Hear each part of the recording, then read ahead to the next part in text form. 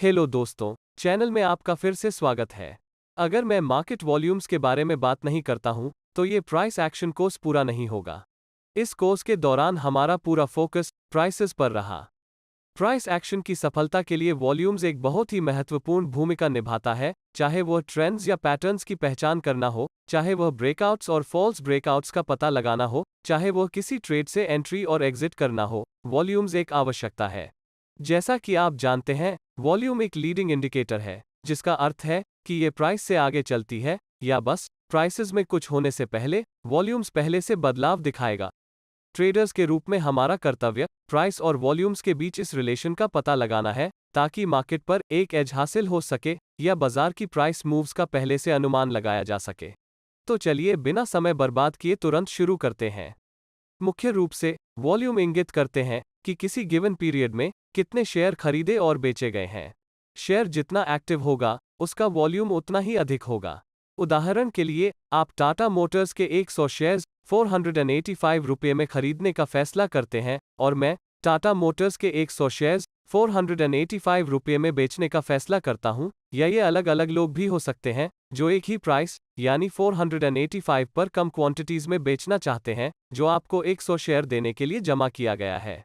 यानी मान लें कि उनमें से एक के पास 50 शेयर हैं, दूसरे के पास 30 शेयर हैं और तीसरे ट्रेडर के पास 485 रुपये के समान प्राइस पर बेचने के लिए 20 शेयर हैं, जो खरीदार के ऑर्डर्स के साथ मैच करेगा। तो एक प्राइस और क्वांटिटी का मैचिंग होता है, जिसके परिणामस्वरूप एक ट्रेड होता है। आपने और मैंने एक साथ 100 शेयर्स की वॉल्यूम बनाई है, या आपने और अन्य 3 सेलर्स ने 100 शेयरों का एक वॉल्यूम मैच बनाया है, क्योंकि यदि आप ध्यान दें तो टोटल 100 शेयर्स सेलर्स से बायर्स को ट्रांसफर होते हैं। बहुत से लोग वॉल्यूम को 200 मान लेते हैं, क्योंकि 100 खरीदे गए और 100 बेचे गए। वॉल्यूम को देखने का यह सही तरीका नहीं है, क्योंकि केवल 100 शेयर ही सेलर्स से बायर्स को ट्रांसफर करते हैं। मजेदार बात यह है कि वॉल्यूम्स की जानकारी अपने आप में काफी बेकार है। उदाहरण के लिए, हम एनएसई की वेबसाइट से जानते हैं कि किसी विशेष दिन के लिए रिलायंस इंडिया का वॉल्यूम 16 लाख शेयर्स है। तो मुझे बताएं कि आइसोलेशन में पढ़ने पर यह जानकारी कितनी उपयोगी है। यदि आप इसके बारे में सोचते हैं, तो व्यक्तिगत रूप से उपयोग किए जाने पर इसका कोई महत्व नहीं है, और इसलिए वास्तव में हमारे एनालिसिस के लिए इसका कोई मतलब नहीं होगा। हालांकि जब आप आज की वॉल्यूम की जानकारी को प्रीसीडिंग प्राइस ट्रेंड और प्रीसीडिंग वॉल्यूम ट्रेंड के साथ जोड़ते हैं, तो वॉल्यूम की जानकारी अधिक मीनिंगफुल हो जाती है। अब मैं आपको एक टेबल दिखाऊंगा जिसमें विभिन्न सिचुएशंस के लिए 4 प्राइस टू वॉल्यूम रिलेशंस शामिल हैं और इसका रिलेटेड आउटकम्स जो ऐसी सिचुएशंस में एक्सपेक्टेड हैं। आगे बढ़ने से पहले इस निष्कर्ष पर न पहुंचें कि यदि आप यहां दिए गए रिलेशंस को समझते हैं तो आप तुरंत ट्रेड कर सकते हैं। यह इस तरह काम नहीं करता। रियल मार्केट कंडीशंस में इस आइडिया का उपयोग करने के लिए आपको मार्केट स्ट्रक्चर और मार्केट पार्टिसिपेंट्स के बारे में अच्छी समझ होनी चाहिए, जिसके लिए आपको ये समझने की आवश्यकता है कि बड़े प्लेयर्स या इंस्टीट्यूशंस या स्मार्ट मनी कैसे काम करते हैं। नंबर 2, आपको कैंडलस्टिक्स की उचित समझ की आवश्यकता है और विभिन्न प्राइस एरियाज में उनकी रेलेवेंस को भी समझने की आवश्यकता है। अगर आप इन 2 बातों को जान लें तो ये बहुत आसान हो जाएगा। जिन लोगों को इन टॉपिक्स का कोई अंदाजा नहीं है, मैं आपको सलाह देता हूं कि आप इन 2 वीडियोस को पहले ही देख लें, जिनके बारे में हम अपने कोर्स में पहले ही चर्चा कर चुके हैं। प्राइस वॉल्यूम ट्रेंड टेबल को विस्तार से समझने से पहले इस सिनेरियो के बारे में थोड़ा सोचें। जब हम वॉल्यूम में इंक्रीज के बारे में बात कर रहे हैं, तो इसका वास्तव में एक ट्रेडर के लिए क्या मतलब है? इसका रेफरेंस पॉइंट क्या है? या वॉल्यूम अधिक है या वॉल्यूम कम है, ये बताने के लिए मेट्रिक क्या है? क्या ये पिछले दिन की वॉल्यूम नंबर या पिछले वीक की एग्रीगेट वॉल्यूम में इंक्रीज होनी चाहिए? इसका रेफरेंस पॉइंट क्या है? आमतौर पर ट्रेडर्स आज के वॉल्यूम की तुलना या तो पिछले 3 दिनों या 5 दिनों या 10 दिनों या 20 दिनों के वॉल्यूम्स के एवरेज से करते हैं, जो इस बात पर निर्भर करता है कि वे किस प्रकार के ट्रेडर हैं और वास्तव में उनके एनालिसिस की टाइम फ्रेम क्या है। मूल विचार ये है कि टाइम फ्रेम जितनी अधिक होगी और वॉल्यूम की मेजरमेंट करने के लिए वॉल्यूम बार्स या डेटा पॉइंट्स की संख्या जितनी अधिक होगी, एनालिसिस उतना ही अधिक रिलायबल होगा। आइए एक स्विंग ट्रेडर के नजरिए से वॉल्यूम्स पर विचार करें। एवरेज वॉल्यूम मेजरमेंट के लिए हमें 1 डे की टाइम फ्रेम और 10 डेज का वॉल्यूम डेटा लेना होगा। एवरेज वॉल्यूम मेजरमेंट हो जाने के बाद हम इसका उपयोग आज के एवरेज की तुलना के लिए कर सकते हैं। आज के वॉल्यूम को एवरेज वॉल्यूम माना जाता है अगर ये पिछले 10 डेज के एवरेज वॉल्यूम के बराबर है।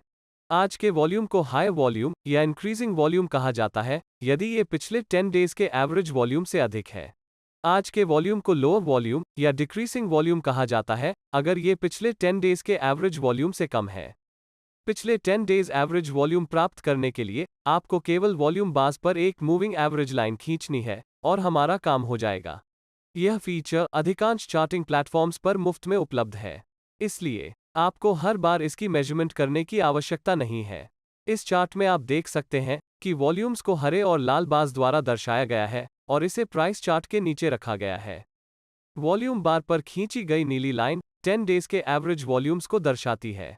जैसा कि आप देख सकते हैं, सभी वॉल्यूम बार्स जो 10 डेज के एवरेज वॉल्यूम से अधिक हैं, उन्हें इंक्रीज्ड वॉल्यूम्स माना जा सकता है। अब सवाल यह है कि इंक्रीज्ड वॉल्यूम का क्या मतलब है? यह महत्वपूर्ण क्यों है? वॉल्यूम बढ़ने का मतलब सामान्य से अधिक ट्रेडिंग एक्टिविटी है, जिसका अर्थ है कि अधिक शेयरों का ट्रांजैक्शन किया जा रहा है। अब आप इसके लिए किसे जिम्मेदार मानते हैं? क्या रिटेल ट्रेडर्स अकेले इतनी अधिक वॉल्यूम्स में योगदान कर सकते हैं? कॉमन सेंस आपको बताता है कि यह संभव नहीं है और ये स्पष्ट है कि कुछ इंस्टीट्यूशनल एक्टिविटी हुआ है या कुछ बड़े प्लेयर्स की बड़ी भागीदारी हुई है। उसी तरह एक ट्रेडर के लिए लोअर वॉल्यूम्स का क्या मतलब है?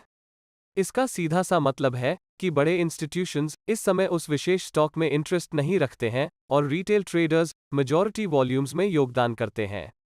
इसलिए शेयर बाजार में सरल लॉजिक ये है कि अगर आप सफल होना चाहते हैं तो बड़े इंस्टीट्यूशंस का फॉलो करें, जैसा कि मार्केट स्ट्रक्चर एपिसोड में चर्चा की गई है। अब आइए वॉल्यूम ट्रेंड टेबल के पीछे की थॉट प्रोसेस को देखें। जब इंस्टीट्यूशनल इन्वेस्टर्स खरीदते या बेचते हैं तो वे स्पष्ट रूप से छोटे हिस्से या छोटी क्वांटिटी में ट्रांजैक्शन नहीं करते हैं। उदाहरण के लिए भारत के LIC के बारे में सोचें। वे भारत के सबसे बड़े डोमेस्टिक इंस्टीट्यूशनल इन्वेस्टर्स में से एक हैं। अगर वे TCS के शेयर खरीदेंगे तो क्या आपको लगता है कि वे 500 शेयर खरीदेंगे या 1000 शेयर? बिल्कुल नहीं, वे शायद 5 लाख या 50 लाख शेयर या इससे भी अधिक शेयर्स खरीदेंगे। क्या होता है अगर वे ओपन मार्केट से एक ही बार में 5 लाख शेयर्स खरीदते हैं? हाँ, आप सही हैं, यह निश्चित रूप से वॉल्यूम्स में रिफ्लेक्ट होना शुरू हो जाएगा। इसके अलावा, क्योंकि वे शेयरों का एक बड़ा हिस्सा खरीद रहे हैं, शेयर की प्राइस भी बढ़ जाती है। यहीं पर मुझे आपको याद दिलाना है कि इंस्टीट्यूशनल मनी को स्मार्ट मनी कहा जाता है। ऐसा माना जाता है कि स्मार्ट मनी हमेशा रिटेल ट्रेडर्स के विपरीत बाजार में बेहतर निर्णय लेती है। इसलिए स्मार्ट या वाइज होने के कारण वे केवल एक ही बार में सभी शेयर नहीं खरीदेंगे, बल्कि वे शेयरों को कम क्वांटिटीज में या तो डेज या वीक्स या मंथ्स की पीरियड्स में जमा करेंगे ताकि डिजायर्ड प्राइस प्राप्त कर सकें जिसे वे खरीदना चाहते हैं। अधिकांश ट्रेडर्स की यह गलत धारणा है कि जब वॉल्यूम्स अधिक होता है तो वॉल्यूम बार्स के रंग और आकार के आधार पर बड़ी कैंडलस्टिक्स के साथ प्राइसेस भी ऊपर या नीचे जाएगी। लेकिन प्राइस वॉल्यूम रिलेशन को समझने का ये गलत तरीका है। बात यह है कि वॉल्यूम उन शेयरों की संख्या है जिन्होंने हाथों हाथ एक्सचेंज किया है, जिसका अर्थ यह भी हो सकता है कि सभी ऑर्डर्स एक ही प्राइस पॉइंट पर भी हो सकते हैं। उदाहरण के लिए 400 रुपये के स्टॉक पर 10,000 बाय ऑर्डर्स और 10,000 सेल ऑर्डर्स हैं और मान लें कि पिछले 10 दिनों के लिए स्टॉक की एवरेज वॉल्यूम 8,000 है। अब भले ही 10,000 शेयरों का ट्रांजैक्शन किया गया था, जिसके परिणामस्वरूप विशेष दिन के लिए एवरेज से अधिक वॉल्यूम था, लेकिन स्टॉक प्राइस ऊपर नहीं जाएगी। इसका सरल कारण ये है कि सभी ऑर्डर्स एक ही प्राइस यानी 400 रुपये पर रखे गए हैं। दूसरी ओर, यदि कीमत को वॉल्यूम में इंक्रीज के साथ बढ़ना था, तो हाई प्राइसेस पर अधिक बाय ऑर्डर्स होने चाहिए थे, यानी बायर्स इससे भी अधिक प्राइसेस पर खरीदने के लिए तैयार हैं, और इसी तरह यदि कीमतों को नीचे जाना था, तो सेलर्स को और भी लोअर प्राइसेस पर बेचने के लिए तैयार रहना चाहिए। और ऐसे मामलों में हम अपने ट्रेडिंग डिसीजंस के लिए वॉल्यूम्स में इंक्रीज का लाभ उठा सकते हैं। वॉल्यूम कम होने पर भी ऐसा ही होता है। लोअर वॉल्यूम्स का मतलब यह नहीं है कि कीमतें कुछ भी नहीं करेंगी, ये सिर्फ इतना है कि एक्सचेंज किए गए शेयरों की संख्या कम है, लेकिन अगर अभी भी बाइंग या सेलिंग में दिलचस्पी है, जहां बायर्स या सेलर्स द्वारा हायर या लोअर प्राइसेस पर ऑर्डर्स दिए जाते हैं, तो निश्चित रूप से एक मौका है कि प्राइसेस कुछ कर सकती हैं। नुकसान ये है कि बिग प्लेयर्स उस विशेष स्टॉक में इंटरेस्ट नहीं रखते हैं। ये हमें इस कंक्लूजन पर लाता है कि प्राइसेस में बदलाव को रिटेलर्स द्वारा सपोर्ट किया गया था, जो लोअर वॉल्यूम्स से स्पष्ट है। इसलिए यदि आप रिटेल ट्रेडर हैं, तो स्मार्ट मनी का फॉलो करना एक वाइज डिसीजन जैसा लगता है। अब हम चारों सिनेरियोज पर विस्तार से चर्चा करेंगे। सबसे पहले, अगर प्राइस और वॉल्यूम दोनों बढ़ रहे हैं, इसका एक ही मतलब है कि कोई बड़ा प्लेयर उस शेयर में इंटरेस्ट दिखा रहा है। जबकि इस धारणा पर चलते हुए कि स्मार्ट मनी हमेशा स्मार्ट चॉइसेस बनाती है, बाजार की एक्सपेक्टेशन बुलिश हो जाती है। इंस्टीट्यूशंस धीरे धीरे और गुप्त रूप से अपनी पोजीशंस बिल्ड करती हैं, लेकिन कभी कभी उस प्राइस पर पर्याप्त लिक्विडिटी नहीं होती है जिसे वे खरीदना चाहते हैं, या ऐसे बहुत से सेलर्स नहीं होते हैं जो उस प्राइस पर बेचना चाहते हैं जिसे इंस्टीट्यूशंस खरीदना चाहती है। यह क्या करता है कि ये बदले में प्राइसेस को जितना वे चाहते हैं उससे अधिक बढ़ा देगा। ध्यान रखें कि ये बड़े प्लेयर्स डिलीवरी के लिए जो क्वांटिटी लेते हैं वो बहुत बड़ी होती है, और इसलिए प्राइस में हर रुपए का डिफरेंस उनके लिए लाखों का होता है। इस कारण से इंस्टीट्यूशंस कुछ क्वांटिटी को बेचना शुरू कर देती है, जिससे प्राइसेस नीचे आ जाएंगी जहां वे खरीदना चाहते हैं, और इस वजह से घबराए हुए सेलर्स स्टॉक को फॉर्मर प्राइसेस पर बेच देंगे।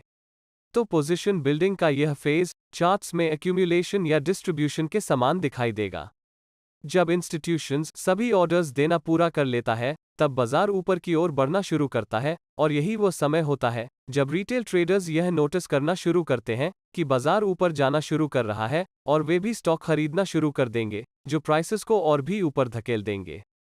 तो यही कारण है कि किसी को स्टॉक में बाइंग के अवसरों को देखना चाहिए, क्योंकि प्राइस और वॉल्यूम्स दोनों बढ़ने पर एक्सपेक्टेशंस बुलिश हो जाती हैं।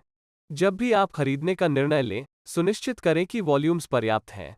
इसका मतलब है कि आप स्मार्ट मनी के साथ खरीदारी कर रहे हैं। इसके अलावा आपको अपने ट्रेड एंट्री की कंफर्मेशन करने के लिए हैमर्स या एनगल्फिंग कैंडलस्टिक्स जैसे बुलिश कैंडलस्टिक पैटर्न्स की तलाश करनी होगी। इसके बारे में अधिक जानकारी आपको मेरे कैंडलस्टिक्स वीडियो में मिलेगी। अब अगर आप एक इंट्राडे ट्रेडर हैं तो सब ठीक है, लेकिन अगर आप एक स्विंग ट्रेडर या निवेशक हैं तो आपको तीसरे पैरामीटर पर भी नजर रखनी होगी, जो या तो डिलीवरी वॉल्यूम या डिलीवरी परसेंटेज है। डिलीवरी वॉल्यूम स्टॉक का वह वॉल्यूम है जो टोटल ट्रेडेड वॉल्यूम में से एक्चुअल बायर्स को डिलीवर किया जाता है, या सरल शब्दों में जो शेयर्स किसी विशेष दिन डिलीवरी के लिए लिए गए थे। 2 साल पहले हमें इन दोनों पैरामीटर से गुजरने की जरूरत थी, क्योंकि डिलीवरी वॉल्यूम्स में BTST ट्रेड्स भी शामिल होंगे, यानी buy today sell tomorrow trades, जो एक एक्यूरेट पिक्चर नहीं देगा। इसलिए हमें डिलीवरी परसेंटेज पर भी नजर रखनी थी। लेकिन अब चूंकि BTST ट्रेड्स बंद हो गए हैं, हम उनमें से किसी पर भी विचार कर सकते हैं। आपको डिलीवरी वॉल्यूम्स का डिटेल्स NSE की वेबसाइट पर मिल जाएगा। मैं इसका लिंक डिस्क्रिप्शन बॉक्स में डालूंगा। डिलीवरी वॉल्यूम का महत्व यह है कि यह आपको बड़े प्लेयर्स या बड़े इंस्टीट्यूशंस के इंटरेस्ट की असली तस्वीर देता है।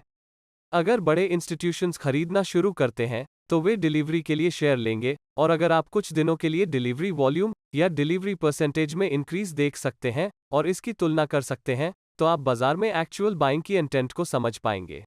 इसका मतलब यह भी है कि भले ही ओवरऑल ट्रेडेड वॉल्यूम बहुत अधिक हो, यह जरूरी नहीं है कि डिलीवरी वॉल्यूम अधिक होगी, या सीधे तौर पर इसका मतलब यह नहीं है कि निवेशकों की इंटरेस्ट है। इसे केवल भारी ट्रेडिंग एक्टिविटी वाले दिन के रूप में देखा जा सकता है और कुछ नहीं। दूसरे मामले पर चलते हुए, आपको क्या लगता है कि जब कीमत बढ़ती है लेकिन वॉल्यूम घटता है तो क्या होता है? इस स्थिति के बारे में फॉलोइंग टर्म्स पर विचार करें। नंबर 1, कीमत क्यों बढ़ रही है? आसान जवाब, क्योंकि मार्केट पार्टिसिपेंट्स खरीदारी कर रहे हैं। नंबर 2, क्या प्राइस इंक्रीज से जुड़े कोई इंस्टीट्यूशनल बाइंग है? सरल उत्तर, यह आवश्यक नहीं है कि प्राइस इंक्रीज से जुड़े इंस्टीट्यूशनल बाइंग हो। अब महत्वपूर्ण प्रश्न आता है, आप कैसे जानेंगे कि इंस्टीट्यूशनल इन्वेस्टर्स या बड़े प्लेयर्स द्वारा कोई मीनिंगफुल परचेस नहीं की गई है? इस बेसिक असम्पशन से कि अगर वे खरीदारी कर रहे होते तो वॉल्यूम बढ़ जाता, और रियलिटी में वॉल्यूम्स घटता नहीं। इस मामले में प्राइसेस में इंक्रीज हुई लेकिन वास्तव में वॉल्यूम्स में कमी आई। तो घटती वॉल्यूम्स के साथ प्राइस इंक्रीज क्या दर्शाती है? इसका मतलब है कि छोटी रिटेल पार्टिसिपेशन के कारण कीमत बढ़ रही है, और ये वास्तव में बड़े प्लेयर्स द्वारा इन्फ्लुएंशियल बाइंग नहीं है। इसलिए ये प्राइस वॉल्यूम रिलेशन आपको इस बाजार में सतर्क रहने के लिए कह रहा है, क्योंकि यह एक पोटेंशियल बुल ट्रैप हो सकता है। यानी अगर आपने एक लॉन्ग ट्रेड किया है तो इस बात की पूरी संभावना है कि बाजार रिवर्स हो सकता है और ऑपोजिट डायरेक्शन में आगे बढ़ सकता है, जिसके परिणामस्वरूप आपका नुकसान हो सकता है। इसलिए जब वॉल्यूम्स घटने की बात आती है लेकिन बढ़ती कीमतों के साथ, तो हमें सतर्क रहना चाहिए और लॉन्ग टर्म ट्रेड्स नहीं करने चाहिए, क्योंकि बाजार रिटेल ट्रेडर्स द्वारा चलाया जाता है और स्टॉक में कोई एक्चुअल इन्वेस्टर पार्टिसिपेशन या इंटरेस्ट नहीं है। तीसरे प्रकार की ओर बढ़ते हैं, जो वॉल्यूम्स में इंक्रीज के साथ साथ प्राइसेस में कमी है। प्राइस और वॉल्यूम्स के बीच ये विशेष रिलेशन बाजार में एक बेयरिश एक्सपेक्टेशन निर्धारित करता है। ऐसा क्यों होता है?